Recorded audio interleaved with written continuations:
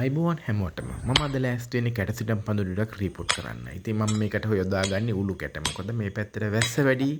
ඒ හින්දා පොල්ලෙලි වලට වඩා උළු කැට හොඳයි. මේ තියෙන්නේ මම රිපෝට් කරගන්න පැල ටික.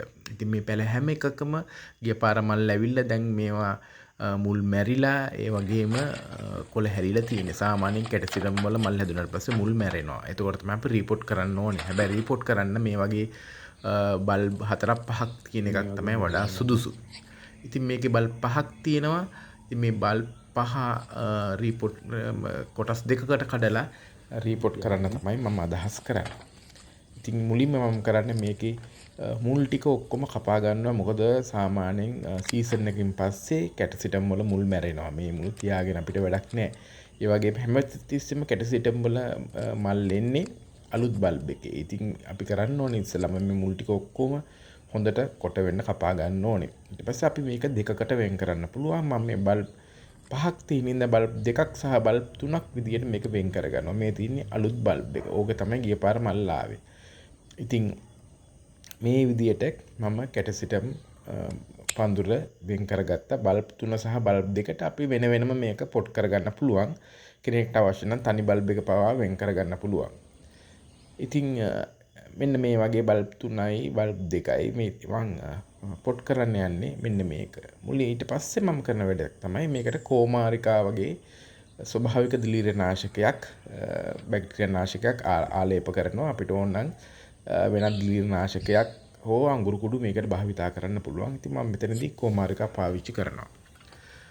කෝමාරිකා ටිකක් හොඳට ගාගත්තට පස්සේ එන බැක්ටීරියා සහ දිලීර ආසාදන ගොඩක් වෙලාවට වලකිනවා. ඉතින් කැමති කෙනෙක් ඉන්නවා නම් වෙනත් මැංගෝසෙබ් කැප්ටන් වගේ දිලීරනාශකයක් රසායනික දිලීරනාශකයක් මේකට ගල්වා ගන්න පුළුවන්.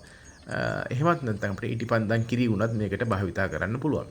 ඉතින් අන්තිමට මම මේ කරන්නේ මේකේ හිටවන්න පෙර මේකේ තියෙන මුල් තවදුරටත් ඉවත් කරගන්නවා. මොකද ඒව වැඩක් නැති හින්දා මම කලින් පාර පොට් කරද්දී මේ වගේ රෙජිෆෝම් පාවිච්චි කරා. මොකද කැටසිටම් මුල් ගොඩක් ලොකුවට හැදෙන හින්දා ලොකු මූල මණ්ඩලයක් තියෙනවා. ඉතින් යාට හොඳට වාතාශ්‍රය තියෙන හොඳ ඒකට තමයි මම රෙජිෆෝම් දාන්නේ. ඊට පස්සේ මම කඩාගත් උළුකට යම් ප්‍රමාණයක් මේකට එකතු කරනවා.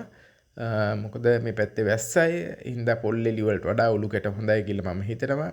අපි බලමු මේ පාර සීසන් එක කොහොම වෙයිද කියලා මේ උළුකට දැම්මට පස්සේ. උළුකට හරියට අපි දාගත්තට පස්සේ අපිට පුළුවන් පැලය මේකට තියලා තව උළුකට කිහිපයකින් තද කරන්න. ඉතින් දැන් මම හදන්නේ පැලේ තියන්න මෙන්න මම තියුවා. ඊට පස්සේ වටේට උළුකට කිහිපයක් දාලා තද කරගන්නවා. ඉතින් උළුකට දැමීමේ වාසිය තමයි මේක නරක් වෙන්නේ නැහැ. අපිට මේ මීඩියා එක ඊළඟ පාරට දිරන්නේ නැති හින්දා ඊළඟ කන්නේත් මේ මීඩියා එකම පාවිච්චි කරන්න පුළුවන්. පොල්ලි නම් සාමාන්‍යයෙන් අපි කන්නේන් කන්නේ මල් පිපෙන කන්නේන් කන්නේ නැත්නම් වාරයෙන් වාරේ අපි අලුත් කරන්න ඕනේ. දැන් මේකේ අවසානයි. ඉතින් මේකම තමයි සාමාන්‍යයෙන් කැටසිටම් පොට් කරන්නේ. කැටසිටම් පොට් කිරීම අනිවාර්යයෙන්ම කරන්න ඕනේ හොඳ මල් අපිට ලබා ගන්න නම්. එහෙම නැති වුණොත් එහෙම ගහ දුර්වල වෙලා මිය යන්න උනත් පුළුවන්. මොකද දිලීර ආසාදන වැඩි වෙනවා.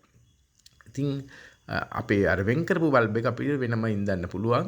මේ මම අර බල්බ් 3 එක තමයි මෙතෙන්ට අපි පොට් කරගත්තේ ආපහු. ඉතින් ඕගොල්ලෝ හරියට පොට් කරොත් හරියට කැටසිටම් හැදුවොත් ඇත්තටම කැටසිටම් ලස්සන ඕකිඩ් එකක් මෙන්න මේ වගේ සුන්දර මල් ඕගොල්ලන්ට ලබා ගන්න පුළුවන්.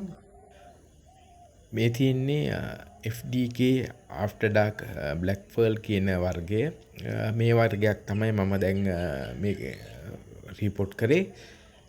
මේ වගේ ලස්සනට මල් ගන්න පුළුවන් අපි හරියට නඩත්තු කරොත් කැටසිටම් වෙලාවට රිපෝට් කරලා වෙලාවට පොහොර සහ ජලය යෙදුවොත් මේ වගේ ලස්සන මල් ඕගොල්ලන්ටත් ගන්න පුළුවන්. ඉතින් කැටසිටම් වවන්න කැමති කට්ටිය මේ වීඩියෝ එක ෂෙයා කරන්න අනිත් කට්ටියටත් දැනගන්න. ස්තුතියි.